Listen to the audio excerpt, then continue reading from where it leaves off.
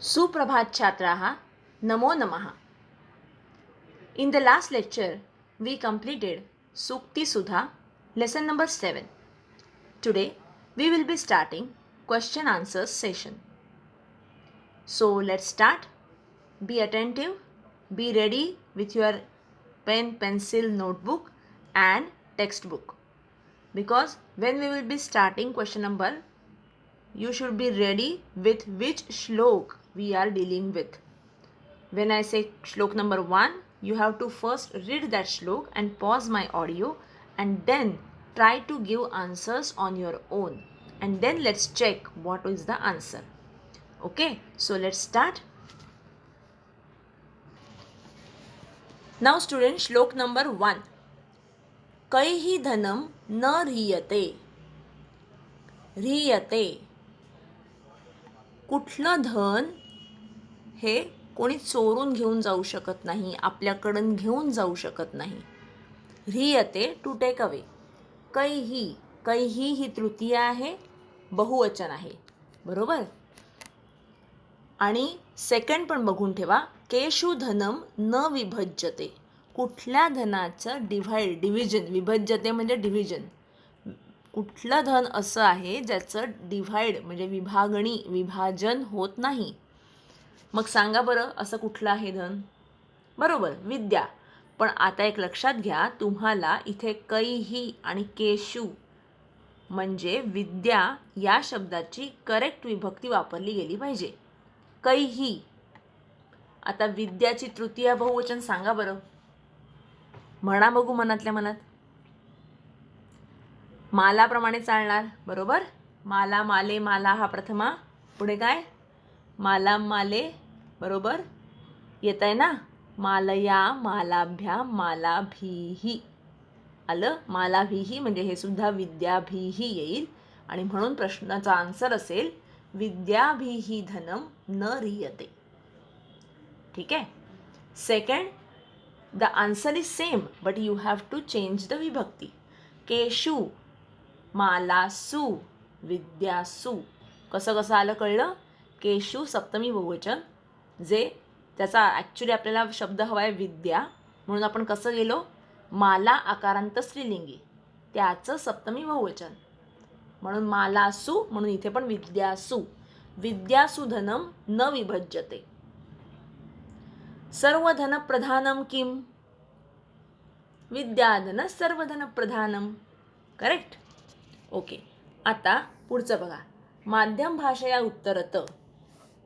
माध्यम भाषया उत्तरतसाठी मी परत एकदा सांगते, whenever this question comes you have to write in 3 paragraphs. First introduction, second actual answer and third the conclusion of the सुक्ती. आणि हे आपलं ऑलरेडी आपण झालेलं आहे. Whenever I explained you the lesson we already have wrote it in our notebook. So we will proceed further. संधी विग्रहम कुरुत वर्धत एव. वर्धतः प्लस एव. वर्धत एव. वर्धतः प्लस एव. Now go to the next question, next part. Now students, समानार्थक शब्दम, विरुद्धार्थक शब्दम हे शब्दम दिलेले आहेत, बरोबर.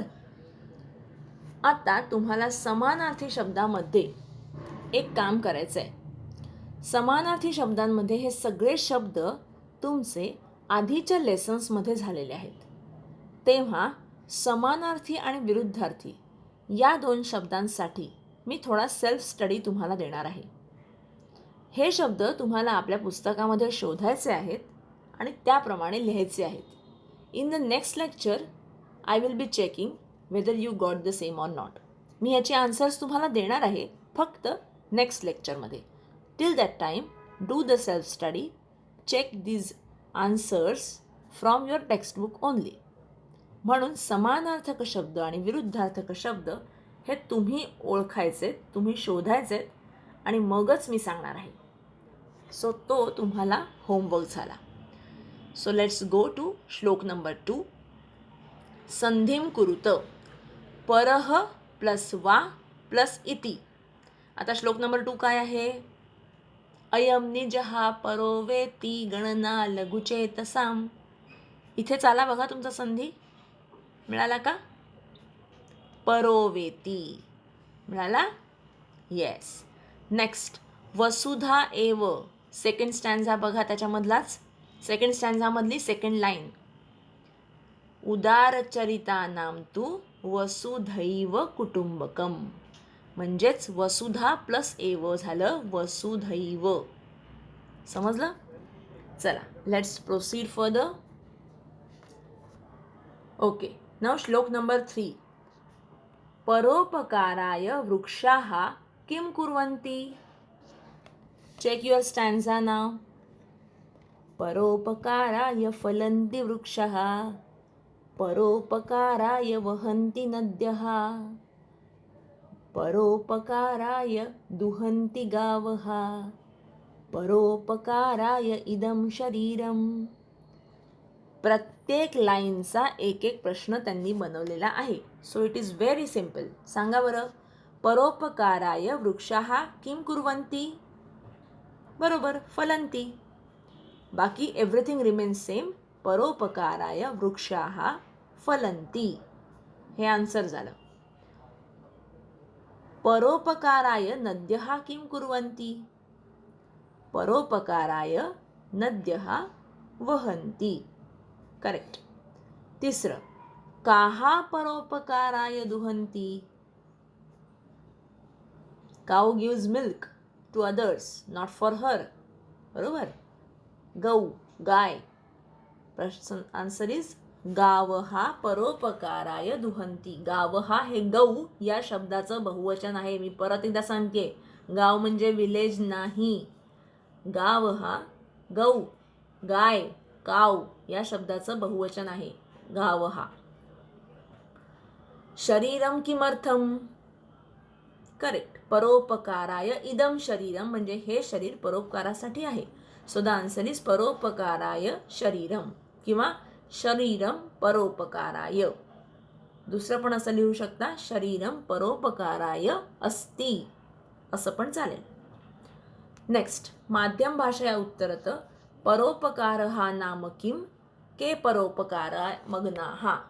Means who are engrossed in doing favour to other, for others, for the well-being of the society. And what is परोपकार?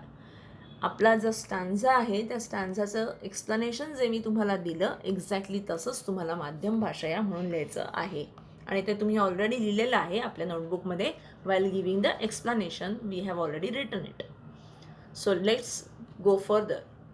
समानार्थक शब्दम लिखत. सांगा, वृक्षाः.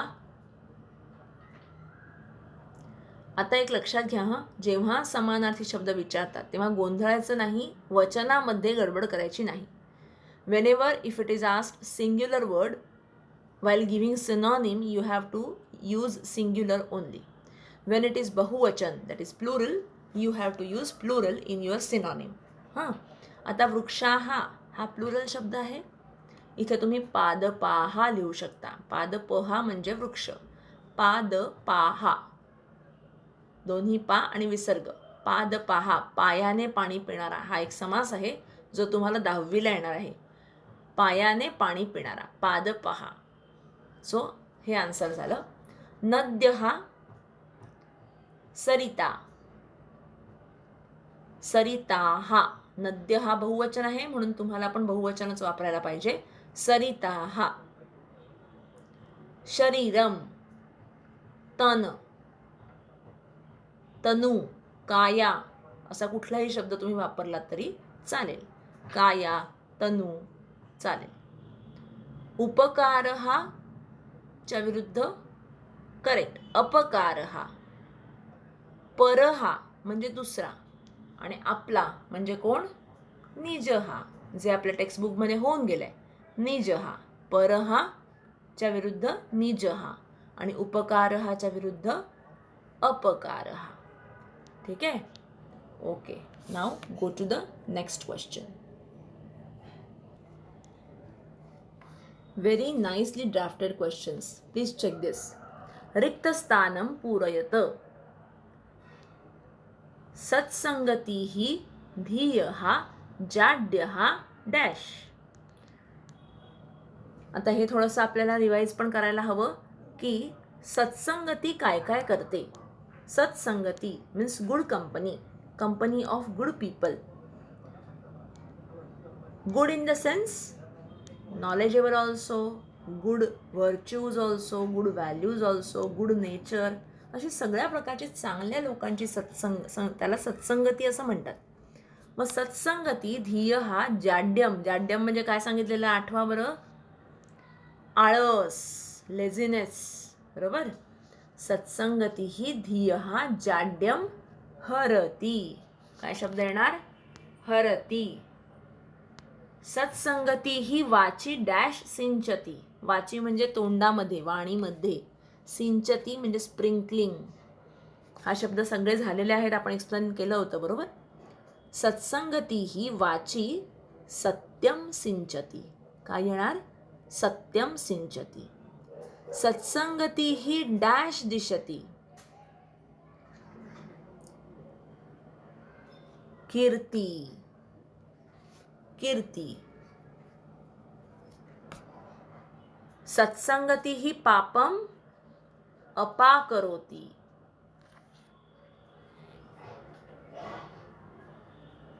मानोन्नती दिशती. सत्संगती ही मानोन्नती दिशती, पापम अपाकरोती. चित्तम, आठवा बरं, चित्तम म्हणजे मन, मनाला आनंद देणारी ठरते, म्हणजेच प्रसादयती. सत्संगती ही दिक्षु कीर्ती तनवती, कीर्ती, it spreads over our fame all over the directions. ठीक आहे. आता माध्यम भाषा उत्तरात सुद्धा याच प्रकारचं दिलंय त्यांनी. सत्संगती ही जीवने किमकिम करोती. याचाच अर्थ जे एक्सप्लेनेशन आपण नोटबुकमध्ये लिहिलं, मी तुम्हाला जे एक्सप्लेनेशन दिलं तेच एक्सप्लेनेशन माध्यम भाषया म्हणजेच इंग्लिशमध्ये लिहायचं आहे, जसंच्या तसं. सत्संगती जीवनामध्ये काय काय करते, किमकिम करोती, हे तुम्हाला आन्सर इंग्लिशमध्ये लिहायचं आहे आणि ते तुम्ही मला वाटतं आधीच लिहिलेलं आहे आपण एक्सप्लेन करताना, right. So let's go to the further question. Next, श्लोक number 5. It is importance of ladies. Wherever there is a woman, there is when the women are worshipped, everything gets smoother. We get all the success, everything, every work is fulfilled provided women are worshipped. आता त्यांनी काय काय सांगितलंय बघा. संधी विग्रहम कुरुत, हे सगळे संधी खूप कामाचे आहे तुमच्या. नार्यस्तु, नार्यः अस्तु, नार्यः अस्तु. यत्रैताः, यत्र प्लस एताः, यत्रैताः, यत्र प्लस एताः. I hope everybody is writing. एतास्तु, एताः प्लस अस्तु, एताः प्लस अस्तु. तत्रा फलाः, नीट ऐका हां, तत्र प्लस अफलाः, तत्र प्लस अफलाः. सर्वास्तत्र, सर्वाः प्लस तत्र, सर्वाः प्लस तत्र. एकवाक्येन उत्तरत, देवताः कुत्र रमन्ते. पूर्ण वाक्य लिहायचं. यत्र नार्यस्तु पूज्यन्ते देवताः तत्र रमन्ते.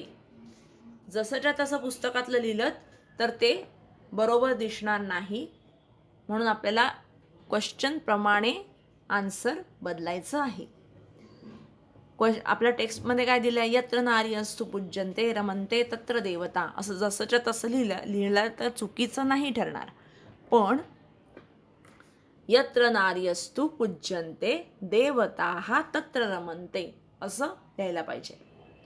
क्रियाः कुत्र असफलाः भवन्ति. Second line of the same stanza काय आहे बरं. यत्र नार्यस्तु पूज्यन्ते रमन्ते तत्र देवता, यत्रैतास्तु न पूज्यन्ते सर्वा तत् क्रिया तत्रा फला. मग यत्र नार्यः न पूज्यन्ते क्रियाः तत्र अफलाः भवन्ति. नीट ऐका हा उत्तर. Please listen carefully. यत्र नार्यः न पूज्यन्ते तत्र क्रियाः अफलाः भवन्ति. तुमचा आन्सर एवढंच येणार आहे, यत्र नार्यः न पूज्यन्ते तत्र. बस, बाकीचं सगळं सेम. क्रियाः अफलाः भवन्ति. माध्यम भाषा या उत्तरत हे आपलं एक्सप्लेनेशन जे आपण लिहिलं, जे आपण बोललो, whatever I have explained you in the last lecture, you have to write accordingly. Now students, with this we have completed lesson number 7, all question answers except 2 samanarthi and viruddharthi, which I have given you as a self study, and I will be giving the answers in the next lecture. Till the time, you should find out these answers. I am giving this purposely to you because these all words are known to you and I want you to search them out so that it will be helpful to you and you will be definitely reading all the lessons. Okay, so now we have completed, since we have completed lesson number 7, this is something about standard 8 and this is a revision part which is given in your textbook also. उपपद विभक्तयः धातवः. Please check this carefully. रम्य संस्कृतम उपपद विभक्तयः धातवः. Now here they have given 10 verbs, that is dhatu. They have given 10 verbs. All these verbs are expecting something, अपेक्षा. प्रत्येक धातूला एका particular विभक्तीची अपेक्षा असते. अपेक्षा ज्याला आपण एक्सपेक्टेशन म्हणतो, याचाच अर्थ संस्कृतमध्ये असा की whenever I am using these verbs, त्याच्या जोडीला तुम्हाला जो शब्द वापरायचा आहे त्याची पर्टिक्युलर विभक्तीच असली पाहिजे. In 8th standard we have already studied this. Today we are just going to revise it. Now understand these sentences. Whatever is mentioned in blue after the verb, that is most important. Check. गम द्वितीया. म्हणा बरं. गम द्वितीया. कुप चतुर्थी. क्रुध चतुर्थी. दायच्छ चतुर्थी. कथ चतुर्थी. रक्ष पंचमी. वीरम पंचमी. स्नेह सप्तमी. रुच चतुर्थी. स्पृह चतुर्थी.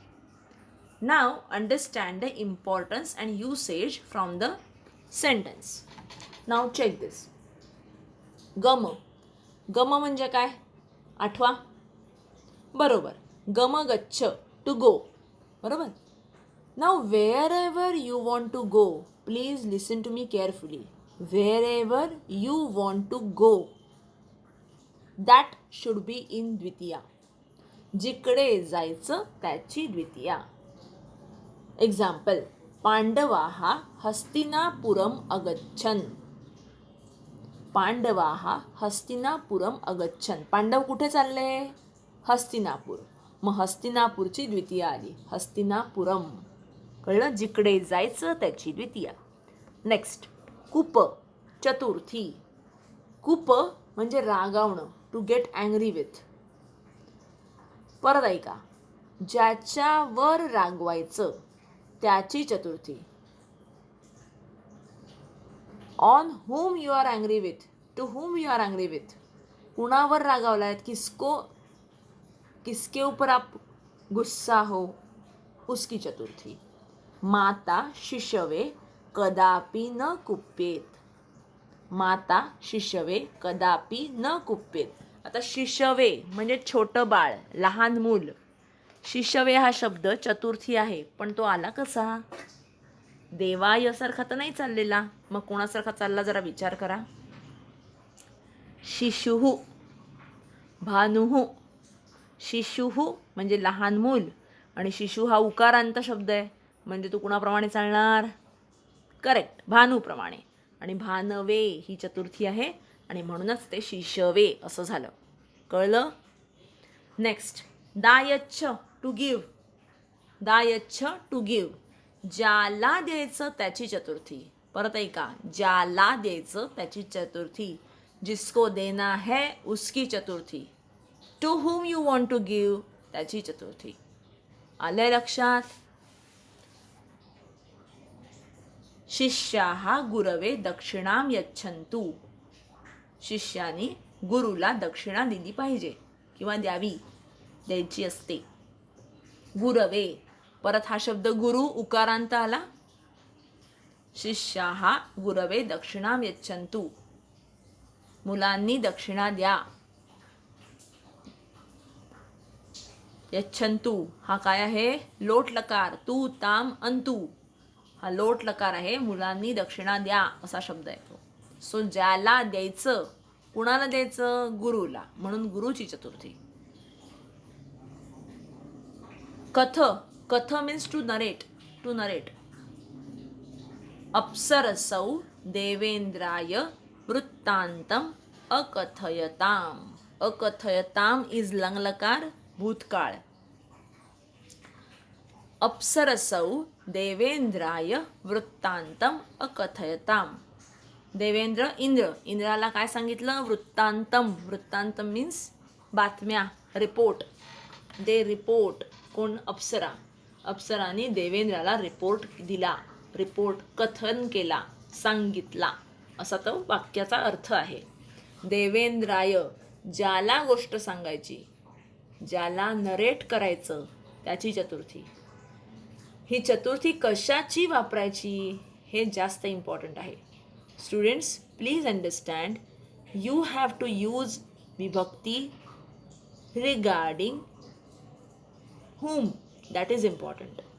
When it is said katha, katha is to narrate. To whom we are narrating, uski chaturthi. Raksh, raksha to protect, to save, safeguard. बरोबर? कृष्णः संकटात आपदः गोपालान रक्षति. श्रीकृष्ण रक्षण करतो, पण इकडे लक्षात घ्या हा, गोपालान रक्षति. कुणाचं रक्षण? तर ते आहे द्वितीया, गोपालान. पण कुणापासून रक्षण? संकटापासून. आणि तुम्हाला माहिती आहे की पंचमी म्हणजे फ्रॉम. ह्याच्यापासून, त्याच्यापासून, फ्रॉम हिअर, फ्रॉम देअर असं आपण म्हणतो. म्हणून कृष्ण हा संकटात गोपालान रक्षति. नेक्स्ट, वी प्लस रम. त्वं वृथा कलहात विरम. विरम, टू स्टे, एखाद्यात एनग्रॉज होणं, गोंधळून पडणं, गुंतून जाणं, त्याला म्हणायचं विरम. कलहात, कलहापासून लांब हो, जास्त रमू नकोस त्याच्यामध्ये. बरोबर? कलहात, कलहापासून. स्नेह, सप्तमी. वयम भ्रातृषु स्नेहेम. भ्रातृषु, आपुलकी, जवळीक, मुला भावंडांचं प्रेम म्हणजे स्नेह. स्नेह म्हणजे प्रेम. वयम भ्रातृषु स्नेहेम, आपण आपल्या भावंडांवर प्रेम करतो. बरोबर आहे? तर भावंडांवर, कुणावर स्नेह? भ्रातृषु, सप्तमी. नरेंद्राय व्यायामः रोचते. ज्याला आवडतं त्याची चतुर्थी. रोचते म्हणजे आवडणं, टू लाईक. रुच, रोच, टू लाईक. ज्याला आवडतं त्याची चतुर्थी. नरेंद्राय व्यायामः रोचते. नरेंद्राय व्यायामः रोचते. कुणाला आवडतो व्यायाम? नरेंद्रला, म्हणून नरेंद्रची चतुर्थी. स्पृह, चतुर्थी. गौरी कुंडलाय स्पृहती. स्पृहती, परत आवडणं. गौरी कुंडलाय स्पृहती, कुंडलाय आली चतुर्थी. सो कशाची चतुर्थी करायची, कशाची विभक्ती बदलायची हे इम्पॉर्टंट आहे. In your textbook there are further examples of different verbs. So let's check them. गणेशाय मोदकाः रोचन्ते. Now students, please check. रुच रोच हा धातू काय सांगतो? चतुर्थी सांगतो, बरोबर? गणेशाय ज्याला आवडतं त्याची चतुर्थी. मोदक आवडतात, पण कुणाला आवडतात? गणेशाय, म्हणून चतुर्थी. गणेशाय मोदकाः रोचन्ते. गणेशः मोदकेभ्यः स्पृहती. कळला फरक? स्पृहला कशाची अपेक्षा ती चेक करा आणि रुचला कशाची अपेक्षा ती चेक करा. त्याप्रमाणे हे आन्सर बदलतं. नंतर शिवाय बिल्वपत्राणि रोचन्ते. बिल्वपत्र बेलाची पानं शंकराला आवडतात. शिवाय शिव हा बिल्वपत्रेभ्यः स्पृहती. शिव हा बिल्वपत्रेभ्यः, कळलं? स्पृहती असल्यामुळे बिल्वपत्रेभ्यः आलं आणि रोचन्ते शिवाय आलं.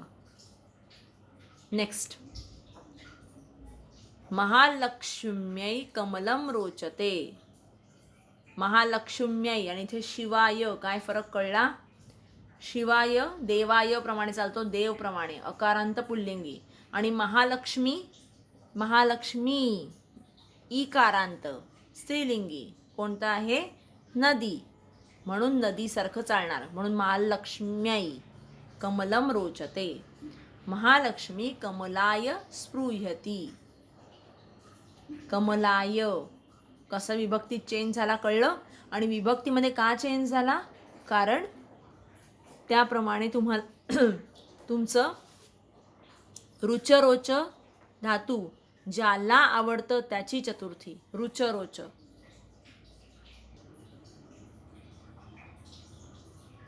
रुच म्हणजे पण आवडणं, स्पृह म्हणजे पण आवडणं.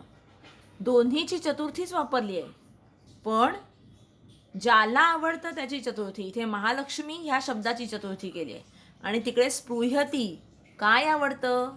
तर कमलाय.